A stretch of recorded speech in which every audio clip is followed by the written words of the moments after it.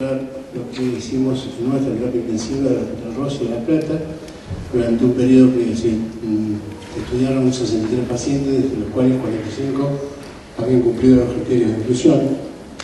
Las características eran la edad de 55 más o menos 19, Apache 2 entre 17 más o menos 7, y los motivos de internación: médico el 44%, trauma el 17%, neurológico 15%, quirúrgico programado el 11% y quirúrgico de urgencia aproximadamente un 11%. La vía de alimentación: no usamos en este grupo la vía parenteral, sí la vía enteral. Sondas nasogástricas del 50% de los pacientes, ayunotomías del 12%, la nutrición por vía oral fue del 37,5%. La duración del soporte nutricional fue 6 más o menos 5 días, la estadía fue de 9 más o menos 6, y la evolución que presentaron los pacientes, la muerte fue en 24 altas, el 60%, 13 óbitos y 3 derivaciones a otros nosocomios, el 75%. El motivo de ingreso médico fue el más frecuente, como se vio. El soporte nutricional de manera precoz lo recibieron el 56% de los pacientes, o sea, en un periodo de 48 horas por ingreso. Los pacientes sufrían una pérdida aproximada de 1 kilo de masa magra antes del inicio de la nutrición. El porcentaje de interrupción es alto y en algunos casos sin causa que lo justifique, y la mortalidad de la muestra fue mayor en el grupo que es de inicio tardío y en el subgrupo de los pacientes que no alcanzaban el índice calórico que habíamos programado. Lo interesante es que el 88,8% de los pacientes recibieron soporte nutricional. Esto me llevó a pensar que quizás no sería el tema que deberíamos tratar hoy, o sea, el soporte nutricional en terapia intensiva, porque por lo menos mi experiencia es que en las terapias intensivas que yo he trabajado, el grupo médico está siempre abocado a que estos pacientes realmente sean nutridos. Entonces me parece que eso es lo que deberíamos charlar. ¿Por qué? Porque el gran problema que nosotros vemos es que la desnutrición invade todo nuestro hospital y las pequeñas unidades por allá no es esto lo que pasa. Por lo tanto, yo voy a cambiar el sentido de la charla y no voy a hablar de desnutrición en terapia intensiva, sino que de la desnutrición en las instituciones de salud. El tratamiento de la desnutrición, como dice Arthur Walker, es 10% de ciencia, 10% de experiencia, un poquito de habilidad, un poquito de paciencia, pero sobre todo mucha actitud. Esto es lo que realmente nos da la sensación a nosotros que está pasando, y por eso tenemos desnutrición en nuestros hospitales, pero vamos a ver cuánto de esto tenemos. Buscando en internet, traté de averiguar cuánto conocía el equipo de salud en nutrición nutrición clínica, soporte nutricional. Este es un trabajo donde se estudió el nivel de conocimiento de nutrición clínica de miembros de un equipo, un hospital importante de Latinoamérica, y allí se le hicieron a médicos, estudiantes, nutricionistas, enfermeros, farmacéuticos una serie de preguntas. Por ejemplo, ¿cuántas calorías hay en un gramo de proteína, grasa y carbohidratos? ¿Qué porcentaje de pérdida de peso en los últimos 3 meses es sugestiva de malnutrición? ¿La causa más común de diarrea? ¿Cuántos gramos de proteína son equivalentes a un gramo de nitrógeno? Una serie de preguntas. La respuesta fue más o menos lo que esperábamos. Las nutricionistas eran las que sabían un poquito más, y en algunos temas a veces los estudiantes sabían más que los propios médicos. Luego, este es un trabajo que se hizo en un hospital de escuela de la ciudad de La Plata, en una sala de terapia intensiva. Se encuestaron 44 enfermeros y 25 médicos, y se les preguntó si el soporte nutricional óptimo disminuye la mortalidad. Un porcentaje importante de los enfermeros como de los médicos dijeron que sí, que realmente esto es así. Cuando se les preguntó si consideraba insuficiente su formación en nutrición, el 84% dijo que sí, los enfermeros, y el 88% de los médicos. Cuando se les preguntó si leían regularmente artículos, muy pocos leían de los enfermeros y muy pocos de los médicos, y si habían participado en algún curso en los últimos 5 años, también muy poco. Quiere decir que todos reconocían que la mortalidad estaba influenciada por la nutrición, pero ninguno hacía nada por esto. Luego, si buscando, encontramos también la formación de médicos intensivistas en encuestas hospitalarias, también de un país. Es 60 médicos intensivistas, 22 especialistas y 38 residentes, de 3 hospitales públicos, una edad media, fíjense que había fundamentalmente era un médico joven, y con una experiencia medianamente importante. Si el tratamiento incidía, si de la formación insuficiente el 88%, no leía el 70%, las fórmulas de nutrición parenteral sobre el 25% y muchos nunca habían hecho un curso sobre nutrición.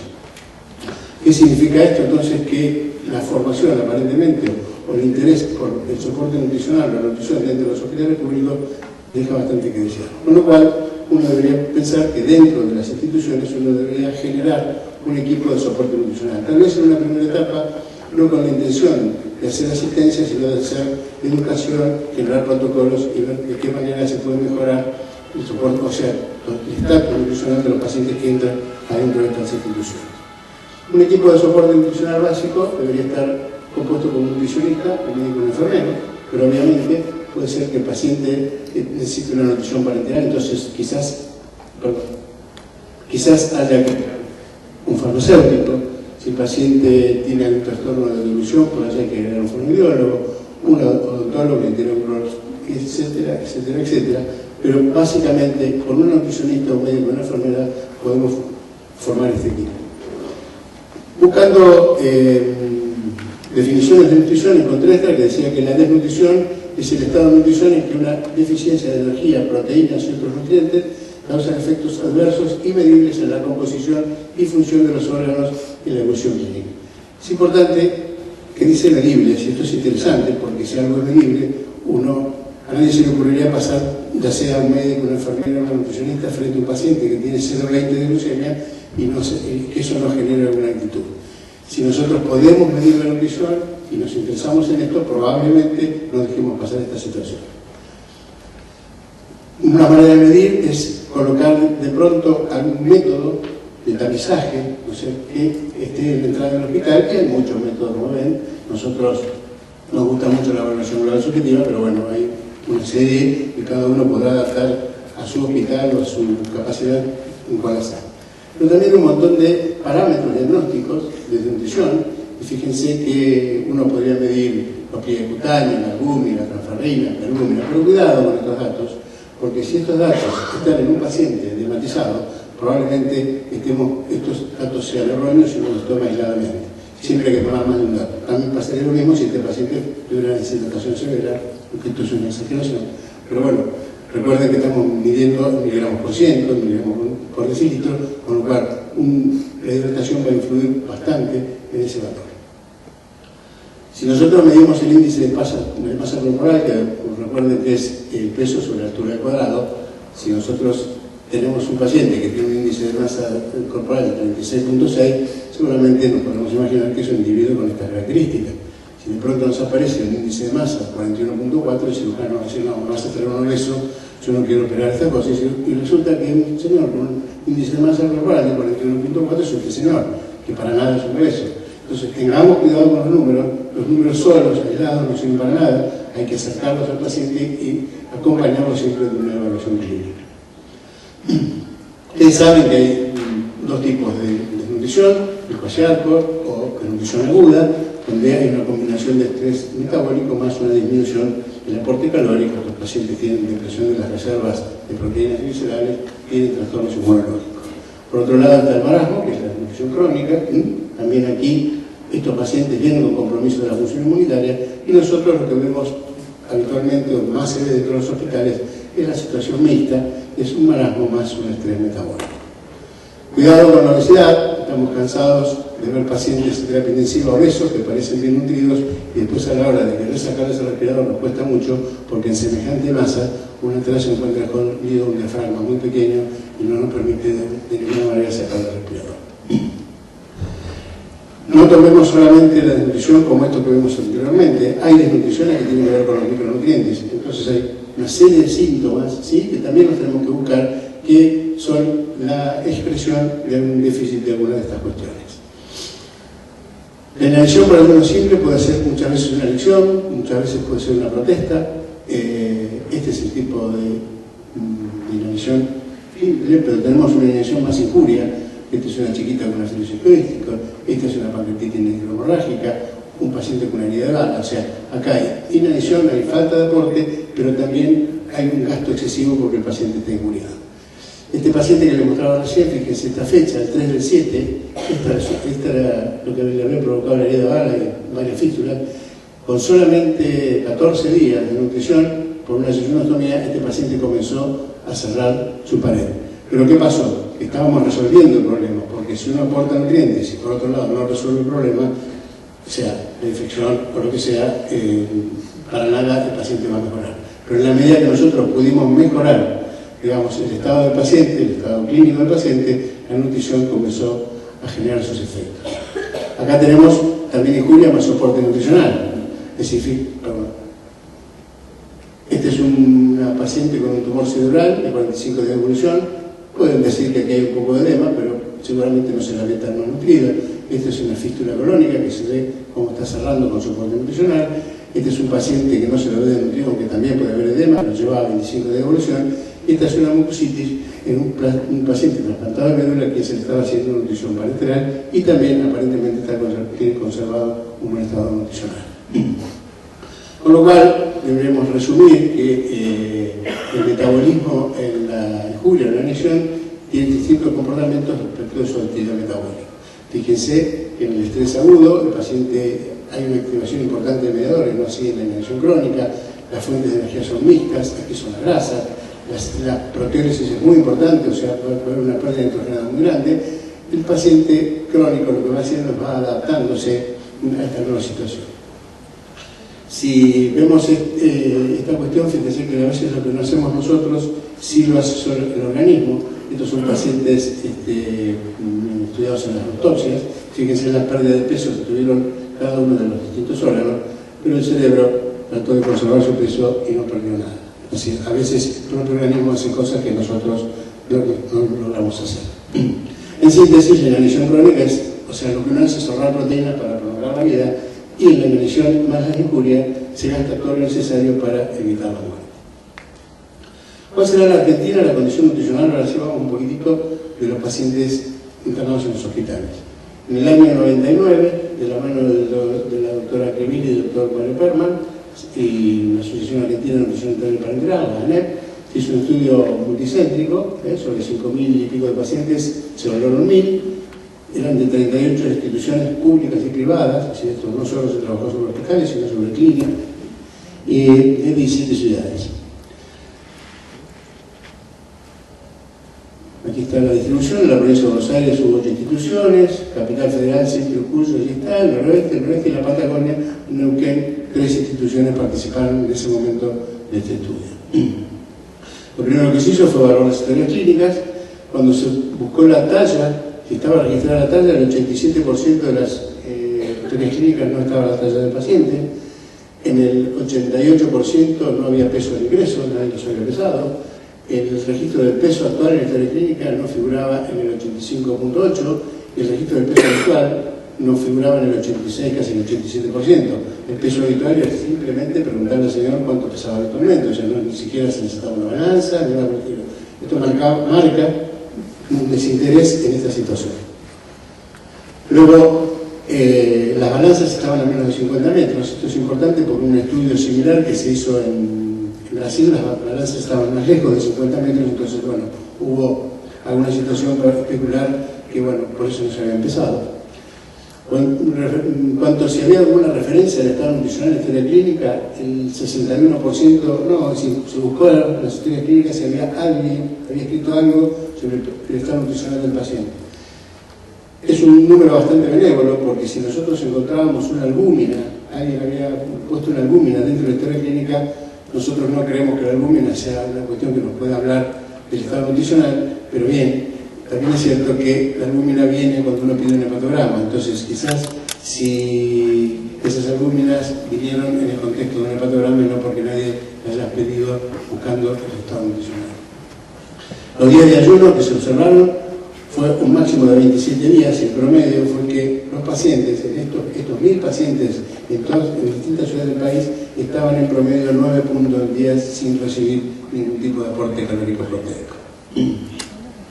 Luego, estos mismos pacientes se los comparó con la valoración global subjetiva. La valoración global subjetiva es un método sencillo, fíjense que es solo una hoja de papel, de llenar, que cualquier entrenamiento medio, cualquier integrante del equipo, ya sea la enfermera, al nutricionista del médico pueden llevar adelante esto, se necesita muy poco tiempo, o sea, con 10 minutos se puede solucionar, un lápiz de papel, un lápiz y un papel. Cuando uno termina de hacer esta evaluación, los pacientes quedan categorizados como bien nutrido, moderadamente nutrido o en riesgo, o severamente desnutrido.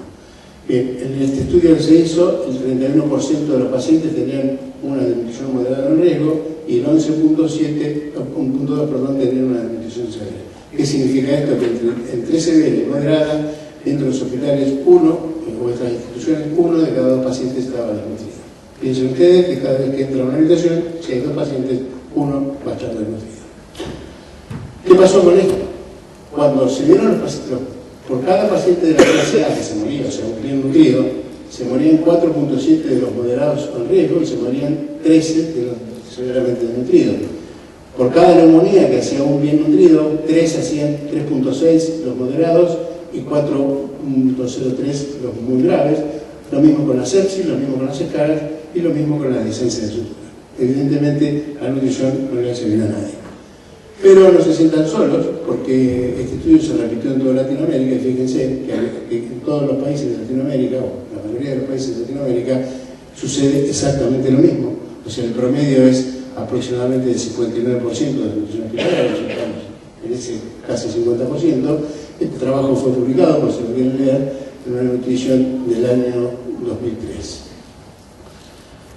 En algún momento pensamos que este era un problema de los países en vías de desarrollo, tercermundistas, entonces nos fuimos a ver qué pasaba en el mundo, y en el mundo, como Estados Unidos, Suecia, Tailandia, Dinamarca, etcétera, India, España, pasa exactamente lo mismo.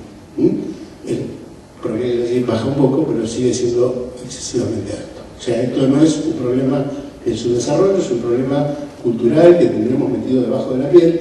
Yo a veces se lo atribuyo a que me formé en una facultad donde nunca nadie me habló de nutrición, y quizás pase por allí.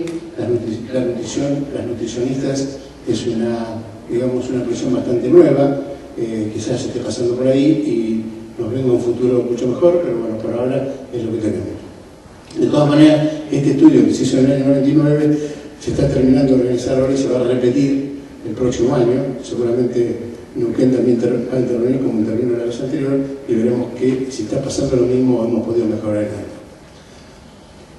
Hace 38 años este señor dijo que sospechaba como un hecho que uno de los mayores focos de malnutrición no reconocido no está en los tuburios, así decía él, zonas rurales o objetos urbanos, pero sí en las habitaciones privadas y pabellones de los grandes hospitales de la ciudad. Él decía que en realidad el esqueleto, o sea, la nutrición se escondía.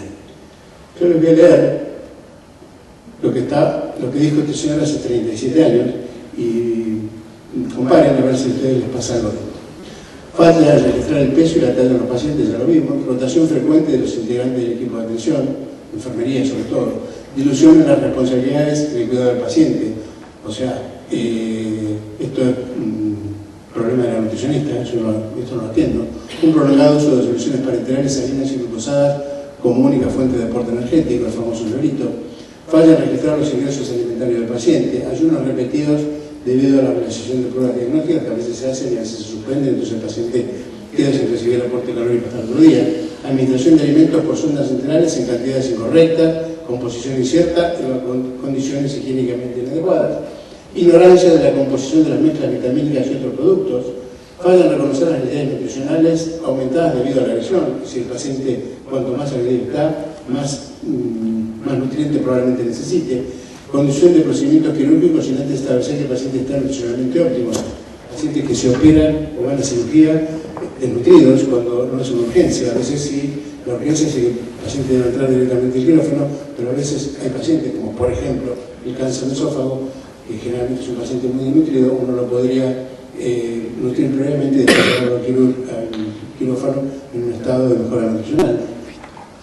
Falla en la apreciar el papel de la nutrición en la prevención y tratamiento de la infección, falla de comunicaciones entre el médico y el dietista, etcétera, etcétera, etcétera. Fíjense que hace 37 años este hombre hace todo esto y hoy les pasa exactamente lo mismo.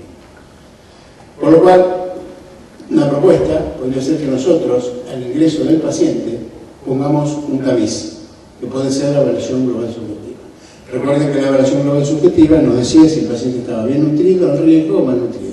Si el paciente está bien nutrido, seguirá a su sala de origen, y si el paciente podemos tener un protocolo que está más allá de determinado tiempo, por ejemplo una semana, se le podrá hacer una nueva valoración global subjetiva, porque cuidado que muchos pacientes se desnutren dentro del hospital y no es que vengan de nutrir de afuera. Pero si el paciente está en riesgo o mal nutrido, entonces bueno, se prendería el semáforo amarillo y rojo, entonces tendremos que hacer una evaluación más objetiva, entonces allí lo pesaremos, le mediremos los pliegues, le haremos un laboratorio y le podremos poner nombre y apellido a esta desnutrición que quedó puesta en el examen.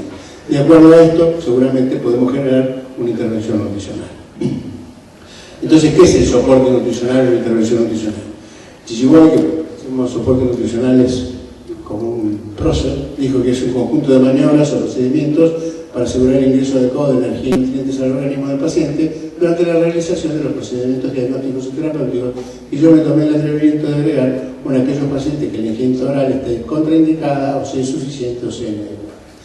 Cuando llegamos a esta conclusión, ¿de qué manera cuáles son los procedimientos a los cuales aduce Chichiboy? La alimentación básica adaptada, es decir, hay pacientes que ustedes saben que de pronto tienen intolerancia a los líquidos, entonces uno puede a esos líquidos cambiar la consistencia, o sea, generar una alimentación básica adaptada y el paciente puede deglutirlo. Si esto no funciona, podemos hacer suplementos orales, o sea, agregar a lo que el señor come algún suplemento, nutrición enteral, o sea, con sondas directamente en el tubo digestivo, con nutrición parenteral a través de la vena, o soporte nutricional mixto, que sería la combinación de alguna de estas propuestas. Nosotros lo primero que debemos hacer ante un paciente que va a necesitar soporte nutricional es ver si entonces si podemos usar alimentación básica adaptada o usar suplementos orales. Si esto no funciona, echaremos en segundo término recién, tenemos mano al tubo digestivo, entonces podemos colocar una sonda nasogástrica, nasoduodenal, nasoduodenal, una gastrostomía, una ayunostomía, y si con esto aún no lo podemos usar porque el paciente, por ejemplo, no tiene intestino porque tuvo una resección masiva, podemos echar mano a lo que se llama la tercera instancia de nutrición parenteral, que ustedes saben puede ser por vía periférica central dependiendo de la osmolaridad de la solución. Este debe ser el orden en el cual debemos hacer las cosas, ¿sí? Primero debemos optar por esto, luego por esto y luego por esto, y a veces se pueden dar situaciones mínimas. Si ustedes observan esta diapositiva, solamente yo disculparía que no se nutriera un paciente está hemodinámicamente descompensado. ¿Qué significa? Si el paciente no tiene una buena presión, si no tiene una buena oxigenación, etcétera, etcétera. Pero de ninguna manera pueden decirme que no nutren un paciente si no está hemodinámicamente descompensado, porque como ven, tiene absolutamente una cantidad importantísima de vías para nutrirlo. Una u otra, o a veces usar situaciones mixtas. Pero vuelvo a repetir, solamente no se debe nutrir un paciente si está hemodinámicamente descompensado o está de cara a una cirugía y de pronto hay que tener una ayuda. Esto nos pasa habitualmente en el hospital, ante una solicitud de soporte nutricional, nos van a decir que no hay personal suficiente, si conseguimos personal, nos van a decir que no está capacitado, si lo capacitamos, nos van a decir que no tenemos nutrientes, si le damos los nutrientes, nos van a decir que no hay descartables, si le damos descartables, nos van a decir que no tenemos bomba de difusión. Si es necesario el soporte nutricional, sí, y sabemos indicar y controlar el soporte nutricional, digamos, esto no me importa. Este es mi problema, saber si es necesario, ¿sí? Y si sabemos indicar y controlar. Por tanto, la desnutrición en un hospital, para mi gusto, es diatogénica, o sea, es la enfermedad producida por el equipo de salud, y yo creo que es médica porque la relación que hay en general en los hospitales o en las clínicas privadas entre pacientes y cantidad de nutricionistas es mínimo. Con lo cual, creo que los médicos seguimos siendo los culpables, por lo menos en esta cuestión, de que haya desnutrición hospitalaria. Mi propuesta es entonces educar, y en la manera que eduquemos y todos tomemos conciencia, quizás podamos revertir esto. Yo quisiera terminar con algunas consideraciones que nos permitan ver el bosque. Entonces nosotros, por ejemplo, tenemos una tendencia a estandarizar a todos los pacientes. Nosotros los pacientes son todos iguales, pero la realidad nos dice que atendemos viejitos, niños, obesos, flacos, gente con trastornos tóxicos, etc. Entonces no tomemos las fórmulas y pensemos en la enfermedad y en la fórmula. Pensemos también sobre qué paciente o sobre qué característica vamos a trabajar este tipo de fórmula. Si yo paseo por mi hospital y empiezo a parar médicos, por ejemplo, y esto seguramente no lo saben, si yo le pregunto, ¿qué harías vos o qué pasa con un varón de 70 años al que le damos 100 gramos de glucosa y durante 40 días no le damos más nada? Seguramente esto, que es la base de todo lo que tenemos que hacer, o de lo que debemos saber, la gente no lo sabe. Deben saber que esa glucosa exógena en pocas horas se consume, que vamos a través de la glucogenólisis vamos a echar mano al glucógeno que está en el hígado, y cuando ese glucógeno del hígado se empieza a consumir, que fíjense que son pocas horas, recién ahí va a empezar la neoglucogénesis, o la glucogenólisis, o sea, vamos a echar mano a otros elementos para transformarlo en glucosa, porque el cerebro sigue necesitando azúcar. Llega un momento que el cerebro se va a nutrir con los cuerpos cetónicos, que son el producto de la lisis de los lípidos. Ahora, si a ese paciente anterior le agregamos inflamación, es decir, la tetra de la inflamación, si persiste además, no solo vamos a tener pérdida de la función por la inflamación en sí, sino que además va a haber pérdida proteica, porque vamos a empezar a usar las proteínas del organismo.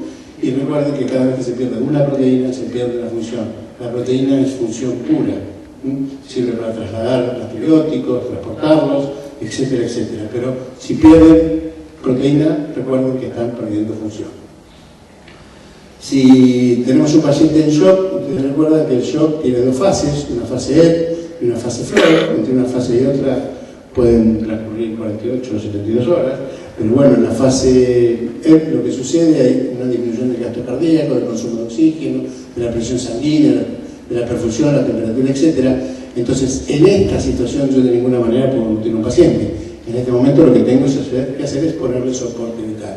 ¿Qué significa esto? Le pondré respirador, le pondré inotrópico, le daré volumen, etcétera, etcétera, le pasaré sangre. Entonces, una vez que se resuelva este tema, va a comenzar la fase flow. Entonces ahí, cuando empiece el aumento de la catecolamina, glucocorticoides, glucagón, y empieza la producción de proteínas de fase aguda, en este momento es donde yo tengo que empezar a dar soporte nutricional.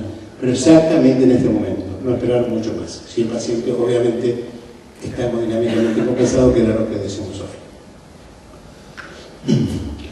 Otra de las cosas que debemos saber es qué se absorbe en cada tramo de intestino, porque vamos a tener pacientes que le van a faltar tramos de intestino, vamos a tener pacientes que van a tener una fístula, por ejemplo, por aquí, y entonces todo lo que nosotros demos se va a escapar. Entonces todas estas cuestiones que se están absorbiendo aquí abajo hay que dárselas por alguna vía. La fístula puede estar mucho más abajo, entonces no podremos resolver todo esto, pero tendremos que dar vitamina B12. Saber, es decir, esto no es necesario, es algo de memoria, pero uno lo tiene que tener en algún lugar para saber que cuando tiene un paciente y tiene una fístula, lo primero que hay que saber es dónde está esa fístula para ver qué es lo que no se va a absorber. Lo otro que nos pasa es que esto es una pelea con los cirujanos esperan los ruidos hidroaéreos para alimentar a los pacientes, y fíjense que el intestino delgado ya a las 4 o 8 horas tiene función, que no tiene ruido. Los ruidos son, no se olviden, son del colon y son del estómago, con lo cual yo estoy autorizado, a darle, si el cirujano me deja una sonda en el duodeno o me hace una rinotomía, estoy autorizado a darle soporte nutricional inmediatamente en el postoperatorio, en tanto en cuanto obviamente el paciente no tenga un niño.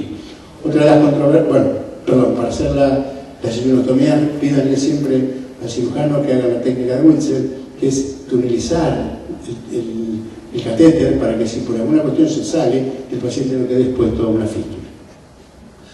Pero otro de los problemas que tenemos es que ustedes saben que una dieta habitual de un individuo es de aproximadamente 2.5 litros, las secreciones biliares, salivares, gástricas, pancreáticas son de 5.5, con lo cual más o menos ingresan al intestino delgado unos 8 litros, de los cuales 6 se van a absorber ahí, van a pasar 1.5 al colon, el colon se va a quedar con el resto y uno elimina aproximadamente 100 mililitros. Pero ¿qué pasa cuando un cirujano nos hace una sutura aquí? Lo primero que nos dice que se acabó la dieta, no hay que darle más nada por boca, y la pregunta que le tenemos que hacer a los cirujanos: ¿qué pasa con esto? Entonces, no me deja poner los nutrientes porque tiene una sutura recién hecha, pero por esa sutura están pasando toda esta cantidad de líquidos que probablemente en una situación de estrés, en vez de ser 5 litros, de pronto puede ser la mitad, ¿sí? Pero entonces, la sutura no es un impedimento si está bien hecha, si el cirujano está seguro de la sutura que hizo, para empezar a nutrir a un paciente. Otra de las cosas que se cruza por los pasillos, la enfermera le pregunta al doctor si habilitamos la vía enteral. El médico le dice sí, comienza a probar tolerancia, ponele una distrocita al 10. Esa frase, distrocita al 10, uno la escucha, entonces hay que explicarle al cirujano que la distrocita al 10 tiene 550 de osmolaridad y una solución polimérica estándar tiene entre 300 y 500, entonces que me explique por qué quiere probar tolerancia con una distrocita al 10 y no empezamos directamente con un nutriente a bajo flujo hasta probar tolerancia. Recordemos que, imaginémonos, por hecho un tubo con 100 millones de habitantes, 400 especies distintas y viviendo a lo largo de 9 metros, por supuesto, en nuestro tubo digestivo. Y este tubo digestivo, nosotros tenemos que intentar que esos habitantes, que decimos así, no salgan de dentro del tubo digestivo. Pero también sabemos que hay factores exógenos o endógenos que pueden lesionar, digamos, esta pared, y entonces producir edema intersticial, peristalsis disminuida, etc. Y esto transformarse en una translocación bacteriana. La translocación bacteriana hace que bacterias y toxinas salgan, digamos, dentro del tubo digestivo. Ahí va a haber una respuesta de linfocitos y macrófagos, bueno, cascadas de citoquinas, etcétera, etcétera, y resolvemos la situación. Entonces tenemos que tratar que estas endotoxinas, estas bacterias, no salgan dentro del tubo digestivo, y la mejor manera de eso es preservar esa pared. Hay muchas maneras, ya la vamos a ver. La nutrición tiene beneficios potenciales muy importantes para que esta pared se mantenga, así acá hay una serie de cuestiones. No hay muchos estudios humanos, todos los estudios que hay sobre translocación bacteriana y, sobre preservación de la pared por nutrientes, hay muy pocos humanos, hay ratas, pero la sensación es que si uno nutre al paciente en el tubo digestivo preserva su capacidad, digamos, de impermeabilidad. Otra de las cosas que quiero es que la enteral y la parenteral en realidad no se pelean nunca, las dos tienen indicaciones precisas, sobre todo la parenteral, y uno puede llegar a usar la nutrición parenteral como una suplementación de la enteral. ¿Qué quiero decir con esto? Si yo hago mis cuentas, si mi paciente necesita 2000 calorías, le pongo una sonda nasogástrica, una nasorenal, le comienzo a pasar calorías, y cuando llego a las 1000 calorías el paciente empieza a tener dolor y tensión, etcétera, etcétera, o diarreas, lo que uno hace habitualmente, bueno, si recibe 1000 y calculé 2000, me quedan unas 1000 y nada más. No, si calculó 2000, me quedan 2000. Entonces habrá que darle una nutrición parenteral complementaria y completar esas calorías que le faltan al paciente. Pero recuerden también que nutrir, o sea, nutrientes solo es nutriente, no es hidratación. Uno come, pero también toma líquidos. Entonces, no se apoyen en la nutrición para pensar que también están hidratando al paciente. La hidratación debe calcularse también y hacerse, por eso acá pongo que alimentar, no siempre hidratar. A veces sí, a veces el volumen que yo le puedo estar pasando a un paciente, por ejemplo, una nutrición parenteral de 3000 mililitros, y estoy generando las dos situaciones. Por un lado, lo estoy nutriendo y también esos 3000 mililitros me alcanzan para hidratar. Concluyendo, la nutrición es una institución universal que hoy se puede detectar y combatir, a pesar de una mayor sensibilización, su prevalencia sigue siendo muy elevada. Un tercio de los pacientes, cuando uno hace un rastreo así muy superficial, no se nutren como debieran, y por supuesto eso, mayor mortalidad, mayor gasto, mayor estadía, etcétera, etcétera. Esto deben saberlo. En realidad lo que quiero decir con esto es que si no tiene el tubo digestivo funcionante, hay que usarlo, siempre hay que usarlo. En este caso, el burrito se puso en la zona nasogástrica. La llave quizás sea empezar a pesar y medir los pacientes. El pesar y medirlo nos puede dar un índice de masa corporal, nos puede comparar lo que está pesando ahora con lo que pesa el paciente habitualmente, y esto ya por lo menos nos pone en línea de lo que podemos estar haciendo. Ver la nutrición existe en el hospital, entonces quiero buscarla. Estoy diciendo, los trabajos que se han hecho muestran que 1 de cada 2 enfermos están desnutridos, pero yo todavía no veo directores de hospitales ni médicos muy desesperados por esta situación. Tomemos conciencia que nuestros pacientes están desnutridos, es más, se nutren dentro del hospital y es por culpa nuestra, por lo cual tomemos conciencia de esto. Las patologías, siempre el cirujano se preocupa por operar, el clínico por tratar la neumonía, nadie se toma el tiempo para nutrir al paciente, y a veces uno se pone tan rígido con la patología que se olvida que tiene que nutrirlo. Es muy común que si a un residente de un hospital alguien no le compra la vancomicina, baje corriendo y se pelee con el gerente del hospital 2 horas porque no le dio la vancomicina, pero no hace lo mismo si el paciente no tiene nutrientes. Con lo cual, finalizo, gracias, y si tienen alguna pregunta, estoy a su disposición.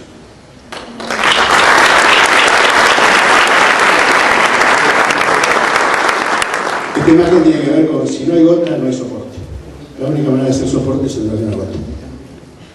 Contamos con la licenciada Ipri, nutricionista del Castro Rondón, que va a hacer algunas preguntas. ¿Cómo estás, Eduardo? Hola. Te quería preguntar si vos, desde que se hizo el estudio de ANEP, de prevalencia de desnutrición intrahospitalaria, habías notado que se ha producido algún cambio. Cero. Cero. Yo creo que cero, y es más, se vuelve a repetir, pues, en realidad se está terminando de hacer un nuevo trabajo para el año que viene, creo que va a dar exactamente lo mismo, no cabe casi ninguna duda, pero bueno, hay que hacerlo. Yo estaría más preocupado por hacer un trabajo de ver por qué sucede esto. O sea, hay que ir a los lugares donde, como pasó acá en Neuquén, donde se ve, o como pasó en mi hospital, donde se ve que existe esto, y preguntarse a los médicos a ver por qué, a los médicos, a los nutricionistas, al equipo médico en general, a ver por qué no se ven los pacientes. Creo que el problema está ahí. Creo que seguimos teniendo lo mismo. Yo vengo ahora de Panamá, del Congreso de la Federación Latinoamericana, y todo el mundo sigue teniendo el mismo problema. Estamos hablando de todos los países de Latinoamérica, nosotros no hemos cambiado tanto, por lo menos creo.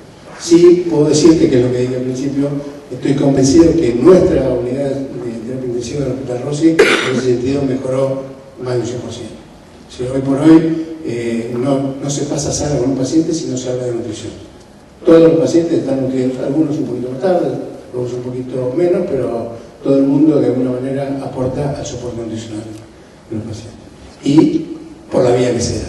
A veces las cuestiones económicas hacen que en realidad el paciente, cuando yo ando a veces por el interior del país, y sí, pero si pedimos para enterar no nos compran. Bueno, si no nos compran habrá que ponerse duro, pero no tienen que comprar, porque si el paciente se tiene que nutrir, se tiene que nutrir.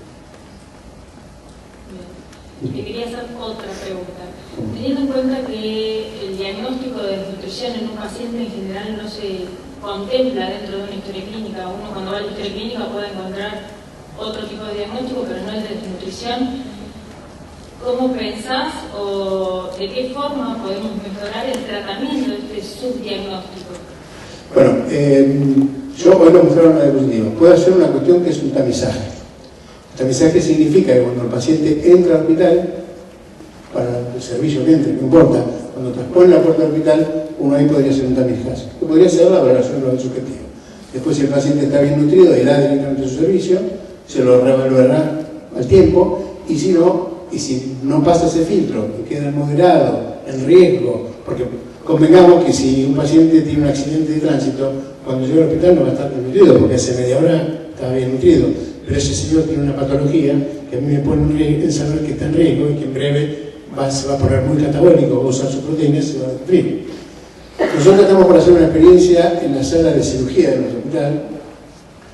Bueno, tuvimos un problema que están refaccionando el hospital, entonces tuvimos que atrasarlo un poquito, pero lo que vamos a hacer es que todos los pacientes que entren a cirugía van a tener automáticamente, cuando manden sangre al laboratorio, ahí se le va a hacer albúmina, colesterol y linfocitos. ¿Cuál es la primera etapa? Yo le pedí al jefe de cirugía que hagamos y no digamos nada. A ver qué hace la gente con esto. Cuando ve linfocitos bajos, colesterol bajo, a ver qué hace. Si no hacen nada,